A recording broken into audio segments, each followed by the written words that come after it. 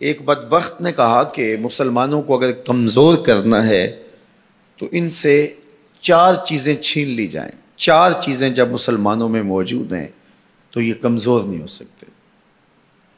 ایک قرآن مجید، یہ ان کی وحدت کی ضمانت ہے، اور یہ کتاب ان کی وہ ایسی پاکیزہ اور متحرک اور فعال تھیوری ہے جو کبھی بھی فرسودہ نہیں ہوتی، اور ہر دور کی ضرورت کو یہ کتاب پورا کرتی ہے.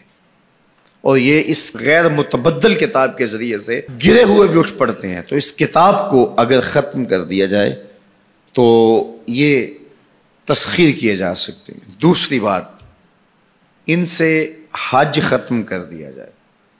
حج ان کی وحدت کی علامت ہے، ان کی شان و شوکت اور شکوہ مسلم کی ضمانت ہے. لہذا حج ختم کر دیا جائے تو ان کو تسخیر کیا جا سکتا ہے. تیسری بات، ان سے جہاد کا خاتمہ کر دیا جائے. جہاد ختم ہو جائے گا تو یہ کمزور ہو جائیں گے. چوتھی چیز، ان کے سینے سے عشق رسول چھین لیا جائے.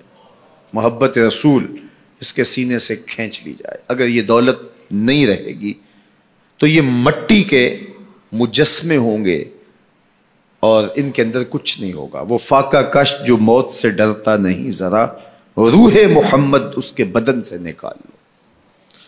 تو کہا یہ 4 چیزیں اگر ان سے چھین لی جائیں تو ان کو تسخیر کرنا آسان ہوگا. اب ان میں سے 2 چیزوں پر جب محنت کی گئی تو جہاد کے خاتمے کے لیے مسلمہ پنجاب مرزا قادیانی کو کھڑا کیا گیا، اور اس کا کام یہ تھا کہ مسلمانوں کی ذہن سازی کرے کہ جہاد ختم ہو گیا ہے.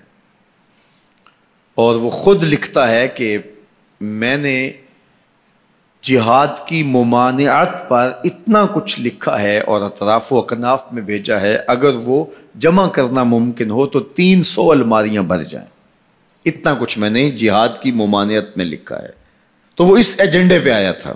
نادیدہ ہاتھ اس کو لے کر کے آئے تھے، اور وہ ایک شخص نہیں تھا، 3 شخص تھے جن کا انٹرویو کیا گیا. سب سے مناسب یہ لگا تو اس کو انہوں نے جو ہے وہ اس کام کے لیے متعین کیا، اور جتنی بھی اس کو مالی ضروریات تھی اور حکومت کی سپورٹ تھی وہ میسر تھی. اسی طرح بہاءاللہ کو حج کے ختم کرنے کے لیے وہاں ایران میں کھڑا کیا، اور اس نے جگہ جگہ کعبۃ اللہ کے ماڈل بنائے اور کہا اتنی دور سفر کر کے جاتے ہو، یہیں گھوم لیا کرو، تمہارا ذوق پورا ہو جایا کرے گا.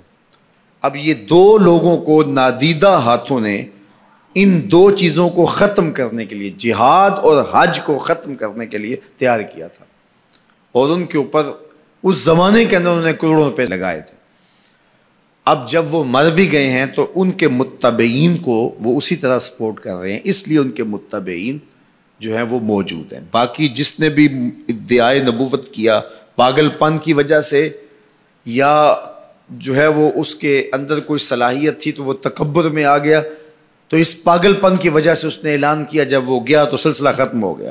لیکن یہ جو 2 لوگ تھے ان کو باقاعدہ نادیدہ ہاتھوں نے کاشت کیا تھا اور پھر پانی دیا تھا، اور اب یہ کٹ گیا ہے تو نیچے سے ان کی پنیری کو وہ اب بھی جو ہے وہ پانی دے رہے ہیں اور گوڈی کر رہے ہیں، اور مسلمانوں کے اندر رخنہ اندازی کے لیے انہوں نے ہمیشہ ان کو فعال رکھا ہے اور ان کو ہمیشہ وسائل فراہم کر رہے ہیں. اس لیے امت کو ان سے محتاط رہنے کی بہت زیادہ ضرورت ہے، چونکہ یہ نادیدہ ہاتھوں کے مہرے ہیں جو مسلمانوں کو نقصان دینے کے لیے اور ان کے اندر سے ان جذبوں کو ختم کرنے کے لیے جو ہے وہ دن رات کوشاں ہیں، اور مغرب کی جاسوسی اسلامی ممالک سے کر کے جو ہے وہ ان کو فائدہ پہنچاتے ہیں. اور مسلمانوں کے لیے بالخصوص پاکستان کے لیے یہ مرزائی اس قدر خطرناک ہے کہ علامہ اقبال علیہ رحمہ نے اس زمانے میں کہا تھا، ابھی پاکستان بننے جا رہا تھا، آپ نے کہا تھا کہ مرزائی اسلام کے بھی غدار ہیں، پاکستان کے بھی غدار ہیں. اور پھر زمانے نے دیکھا، علامہ اقبال علیہ رحمہ تو 1938 میں انتقال کر گئے، لیکن 47 میں پاکستان بنا تو لوگوں نے دیکھا کہ ان لوگوں نے پاکستان کی مخالفت کی، اور جب پاکستان ٹوٹا، 2 ٹکڑوں میں تقسیم ہوا، تو اس وقت قادیاں میں چراغاں کیا گیا، انہوں نے خوشی کا اظہار کیا. پاکستان ایٹمی طاقت بنا تو وہاں سوگ منایا گیا. اور آج بھی یہ ربوے کے اندر دفن ہوتے ہیں تو امانتاً دفن ہوتے ہیں۔ ان کا یہ مکروہ عقیدہ ہے کہ پاکستان ٹوٹ جائے گا اور ہمیں یہاں سے اٹھا کر کے ہماری گندی لاشوں کو وہاں ربوے سے قادیان کے اندر شفٹ کیا جائے گا۔ یہ پاکستان کی سالمیت پر ہمیشہ خطرہ ہے اور پاکستان کو ہمیشہ نقصان پہنچانے کے درپائے رہتے ہیں، اور ان کی ہمیشہ کوشش ہوتی ہے کہ اس وطن کے اندر امن، طمانینت اور سکون نصیب نہ ہو۔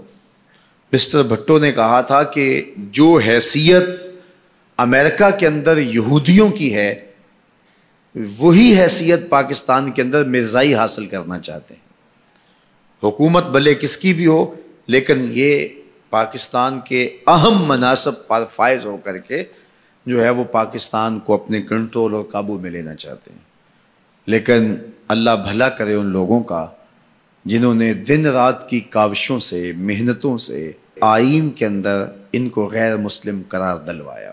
علماء نے، مشائخ نے، سب لوگوں نے، تمام مسالک کے لوگوں نے مل کے اس میں کاوش کی، محنت کی کہ یہ 7 ستمبر کا دن تھا، 1974 کی شام تھی، 4:35 ہو رہے تھے کہ جب دستخط ہوئے کہ مرزائی چاہے ربوی ہوں چاہے لاہوری ہوں کافر ہیں، اور پھر ہر سمت سے نعرہ تکبیر اور نعرہ رسالت کی آوازیں آنے لگی اور تاجدار ختم نبوت زندہ باد کی صدائے دل نواز گونجنے لگی۔ پھر اس وقت سے لے کر یہ پاکستان کے خلاف سازشوں میں اور زیادہ مصروف ہو گئے۔ پوری دنیا کے اوپر پھیلے ہوئے مرزائی پاکستان کو رسوا اور بدنام کرنا چاہتے ہیں مختلف ممالک کے اندر، اور ان کے مختلف ممالک کے ساتھ تعلقات ہیں مختلف بنیادوں پر، چونکہ یہ تھے ان کے، اور ان کے خود کاشتہ پودا تھا مرزائیت جو یہاں لگایا گیا، یہودیت کا خود کاشتہ پودا ہے۔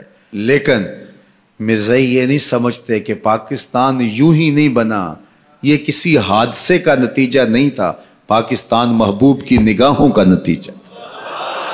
اللہ کے خاص فضل سے یہ پاکستان مارز وجود میں آیا، اس لیے یہ مٹنے کے لیے بنا ہی نہیں تھا، قیامت تک قائم رہنے کے لیے بنا۔